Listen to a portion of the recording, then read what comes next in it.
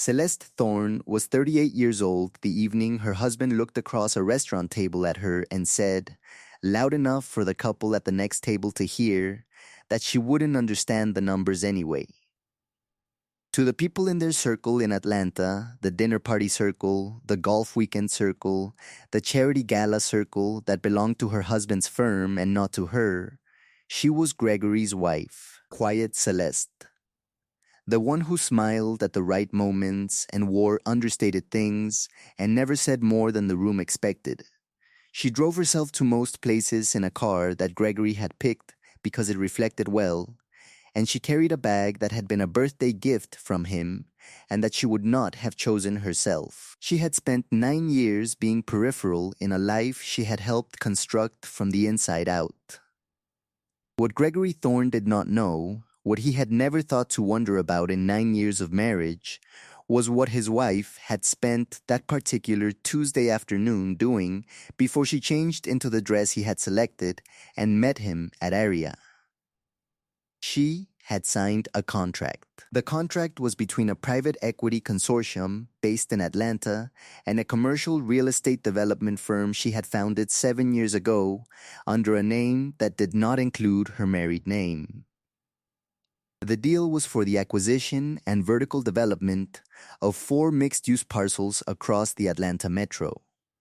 The total transaction value, signed and notarized at 3:14 p.m. that afternoon, was $700 million.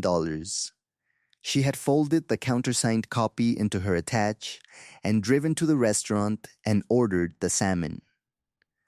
Gregory had said she wouldn't understand the numbers. What he understood about numbers and about her was about to change in ways he was not remotely prepared for. Before we jump into the story, comment where in the world you are watching from and subscribe because tomorrow's story is one you need to hear. The morning had started the way most of her mornings started, before the rest of the house was awake and before the day began asking things of her. She brewed her coffee in the kitchen at the back of the house, the one that looked out over the garden she had designed herself 6 years ago from a plan she had drawn on graph paper at this same counter, and she stood at the window with the mug in both hands and let the quiet settle around her before it broke. Her grandfather had been a land surveyor in rural Georgia for 40 years. He had a saying she had carried since childhood: measure twice, commit once, and never let anyone rush you through either step. He had passed when she was 26, before she had built anything worth showing him, and she thought of him often at this window and believed he would have understood her work in a way that very few people in her current life did. Celeste was the founder and principal of Thorne Development Group, though the firm operated under the name Meridian South Partners, a name she had chosen deliberately when she established the company 7 years ago, the second year of her marriage, when she understood with the quiet clarity of someone who measures carefully that she would need something built entirely in her own name. Gregory knew she worked in real estate consulting. He had never asked the name of her firm, which she had never volunteered, because the question had simply never arrived. He was not a man who asked many questions about her professional life. He was a man who assumed it existed at a respectful distance from his own. He was a corporate attorney at a boutique M&A firm in Buckhead. He was very good at it. He had the kind of social confidence that fills rooms and the kind of professional ambition that organizes itself around visibility, which meant he was often the loudest person at a table and often the person other people deferred to, and he had come to expect both of these things as the natural order. She had met him at a bar association mixer in 2015. He was tall and certain, and he had introduced himself by firm and specialty before he introduced himself by name, which she had found forward rather than off-putting at the time. He had pursued her with genuine attentiveness in those early months, remembered things she said, showed up with specificity, and she had believed this to be the nature of the man rather than the nature of courtship. The distinction revealed itself slowly as distinctions do, and by the time she understood it, clearly she had already built a life around the marriage and was in the process of deciding what that meant. The garden had been one answer. Meridian South Partners had been another. The flagstone path through the side yard had been laid by a crew she had managed personally. Because she was particular about the spacing and the grade and the drainage, and the foreman had finally suggested she just supervise directly, which she had. The path ran from the back gate to the studio door, and she walked it most mornings before the calls started, and the walking and the garden and the quiet of those minutes before 6 were the part of her day that belonged entirely to her. She had been on calls with the consortium's legal team by 7:30. By 10, she was at the Meridian South offices on Peachtree Road reviewing the final term sheet with her COO, a woman named Josephine, who had been with her since the company's 3rd year, and who was the most efficient person Celeste had ever worked alongside, and who had said that morning, setting the countersigned documents in front of Celeste, 7 years of work is going to close in about 20 minutes. Celeste had picked up the pen and said, "Then let's be deliberate about it." She signed at 3:14 p.m. She texted her attorney, a woman named Renee Caldwell, who had structured every major transaction Meridian South had ever executed. A single word. Done. Renee replied with a single word. Good. Celeste drove to the restaurant. She changed into the dress Gregory had texted her to wear, the navy one he had said it photographs well, in the car, in the parking structure. Because she was not a woman who made scenes, and she was not a woman who arrived disheveled, and she was not yet ready to have any conversation with Gregory about what the afternoon had contained. She arrived at Aria at 7:12 p.m., 8 minutes after the reservation. Gregory was already at the table with 2 men she recognized from his firm, partners, both older, the kind of men who interrupted people they respected and talked over people they didn't. Their wives were present, pulled-together women who laughed at the right intervals and moved their food around their plates and said very little. Celeste had sat through dinners like this dozens of times. She knew how to be present without being visible, which was its own kind of skill. The conversation had been about a transaction the firm was advising on, a commercial acquisition, mid-market. Nothing she didn't understand in full.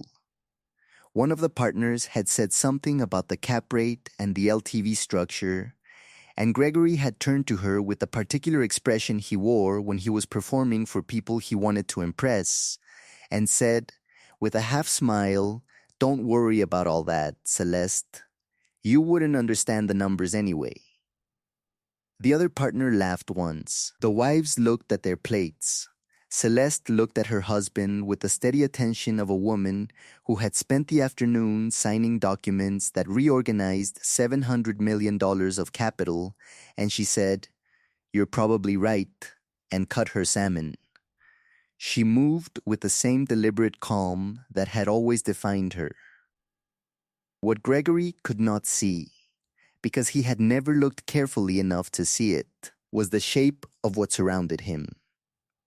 The restaurant where he was performing his fluency with numbers had been renovated 2 years ago by a general contractor whose lead project on the east side at the time had been a Meridian South mixed-use indicator.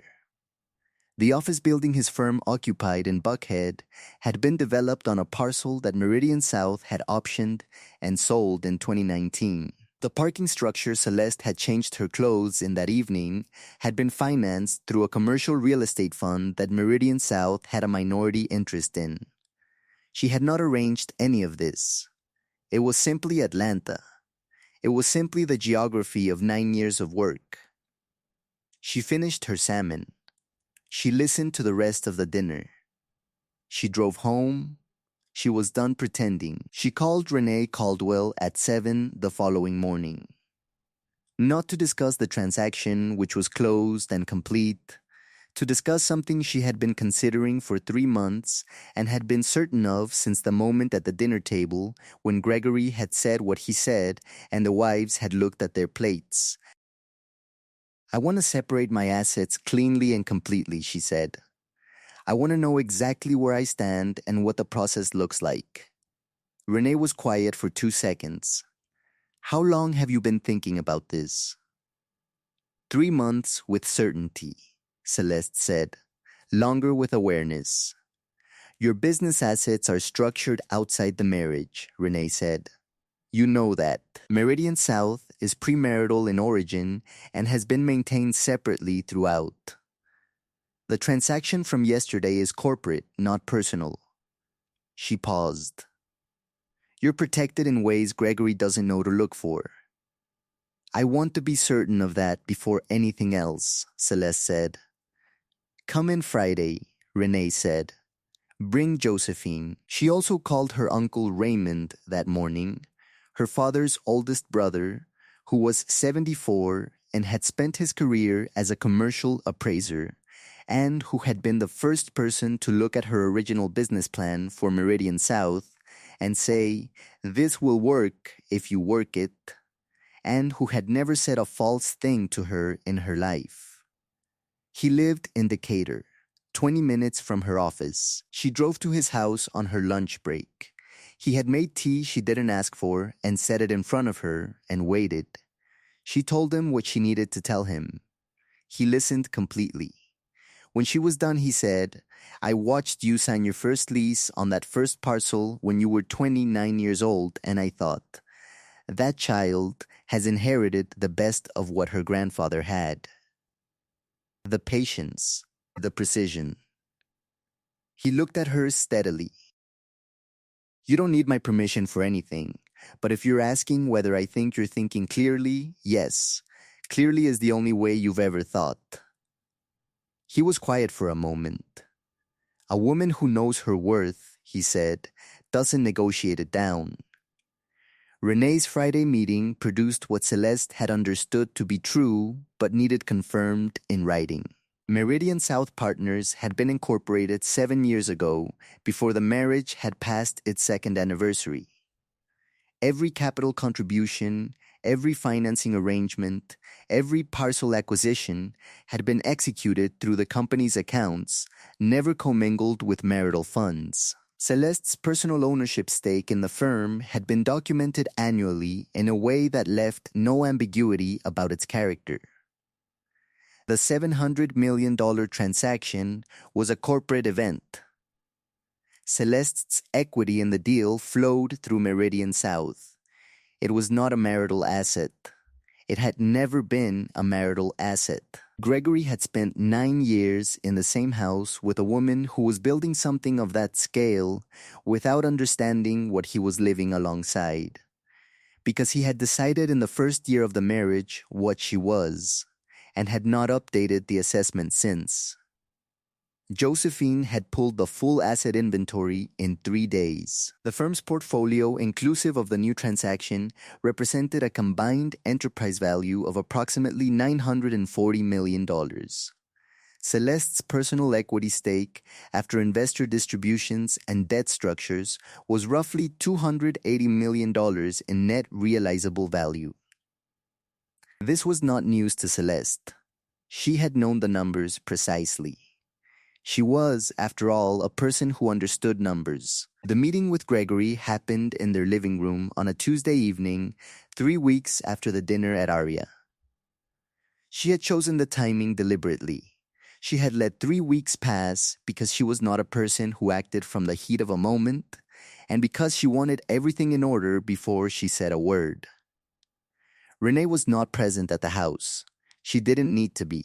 The documents were prepared. The separation filing had been drafted. Celeste had reviewed every page. Gregory came in from the office at 6:40 and found her at the kitchen table with a folder and a cup of tea. He sat down across from her because something in the way she was sitting told him to. She opened the folder and placed 3 documents in front of him. The Meridian South Incorporation certificate, dated 7 years ago. The firm's most recent audited financial summary. The closing sheet from the $700 million transaction dated the Tuesday of the dinner, timestamped 3:14 p.m. She said, "I want you to see something before I say anything else." He looked at the documents for a long time. She watched the understanding arrive in stages, the way it always did with people who had underestimated something for a long time. First confusion, then the recalibration, then the particular stillness that comes when a person realizes they have been significantly wrong about something they were very confident about. "Meridian South," he said slowly. "Yes," she said. "You're the founder." "I am." He looked at the closing sheet. He was an M&A attorney. He understood the structure of a transaction summary. He understood the number at the top of the page. "This closed the Tuesday we were at dinner," he said. "At 3:14 in the afternoon," she said. "I drove from the office." He said nothing for a moment. "You should have told me," he said, and she heard in it the thing she had always heard from him, the instinct to make her responsible for his not knowing. "You never asked," she said. She said it without heat, without accusation, simply as a fact of geography, the same way she would have noted a grade on a flagstone path. "In 9 years, you never asked the name of my firm." She closed the folder. "I'm not angry," she said. "I want you to hear that. I'm not angry, and I am not doing this from anger. I'm doing this because I have been peripheral in my own life for 9 years, and I am not willing to do that anymore." She stood. "Renee Caldwell has filed the separation documents.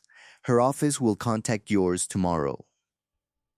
Gregory looked at her with the expression of a man who had just discovered that the building he was standing in had foundations he had never seen, and they were far deeper than his. She gathered her folder and her tea and walked to the back of the house, and through the kitchen window the garden was dark and still and entirely hers. He had thought she wouldn't understand the numbers. He had been wrong about that since the first morning she stood at this window with a business plan on graph paper and decided to measure twice before she committed to anything. Real power, her grandfather had always said, operated in quiet rooms. 14 months later, she was at the Meridian South offices at 7 in the morning, which was early even for her, because the Morrison Street project had broken ground the previous week and she wanted to walk the site before the day crew arrived. The site was 3 blocks from the old parcel she had optioned in her first year. The one she had driven to on a Saturday morning with her grandfather's surveying manual in the passenger seat and a measuring tape she didn't entirely need, but had brought, because it was what he would have done. She stood on the cleared ground in the early morning and looked at the outline of the foundations that had been poured, and thought that some beginnings were quiet and some were loud, and the quiet ones had always been the ones that held. Josephine had sent the Q3 portfolio summary the evening before. The Meridian South enterprise value, post-transaction, had crossed $1. $1 billion in combined asset valuation. There was a meeting with an infrastructure fund the following month that Renee was preparing documentation for. Celeste noted it and kept walking. The divorce had concluded without spectacle, which was the only way Celeste had been willing for it to conclude. Renee had been precise and thorough, and Gregory's attorneys had found exactly what Renee had told Celeste they would find. Clean lines, premarital origin, no commingling, nothing to dispute that was worth the cost of disputing it. Gregory had retained the Bucket House and 2 brokerage accounts and his career, which was intact and which she bore no interest in disrupting. She had never been interested in disrupting anything that wasn't standing directly in her way. He had said something to a mutual acquaintance some months after the filing that had reached her through the reliable circuit of people who meant well. He had said he hadn't known who she was. She had received that without surprise and without satisfaction. It was simply true. There was a man named Aldous in her life now, a structural engineer she had met through a contractor on the Morrison Street project, who had come to a site meeting in November and drawn her into a conversation about load-bearing calculations that lasted 40 minutes longer than either of them had planned for. He asked good questions. He was patient with answers. He had not once, in 8 months, made an assumption about what she did or didn't understand. She appreciated that more than she could have explained to someone who hadn't spent 9 years needing to. She walked back to her car at 8:15 with the morning fully broken around her, the city waking up and the site humming behind her, and ahead of her another day of building something that would still be standing when she was gone. She had built everything worth keeping. And she had always understood the numbers. I hope you enjoyed that one. Be sure to like the video and subscribe so you don't miss the next story. I've picked out 2 more for you that I think you'll really like.